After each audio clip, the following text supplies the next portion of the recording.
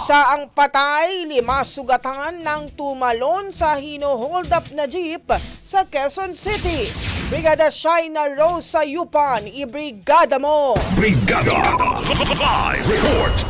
Patay ang isang babae habang sugatan naman ang 5 pang pasahero ng hold-upin ang sinasakyang jeep sa Commonwealth Avenue, Quezon City. Pahayag ng driver ng jeep ay namamasada siya mula Lagro patungong Cubao at may sakay na hindi bababa sa 15 pasahero nang sumakay ang naturang sospek. Ilang minuto pa lang ang nakalipas ay inilabas na ng lalaki ang patalim at hinablot ang gamit ng mga pasahero. Doon ay nagsimula ng magtulakan at bumaba ang mga ito. Tumakas naman ang sospek ngunit nabangga ng isa pang jeep dahilan upang mahuli at bugbugin ng mga residente sa nasabing lugar.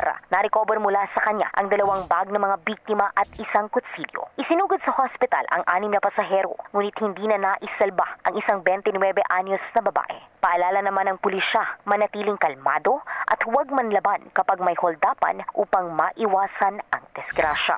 In the heart of changing lives, ako si Brigada Shaina Rosa Yupan ng 105.1 Brigada News FM Manila, the Music and News Authority. Brigada. Ang bahaging ito ay hatid sa atin ng Drive Max Coffee. Ligayang tuloy-tuloy.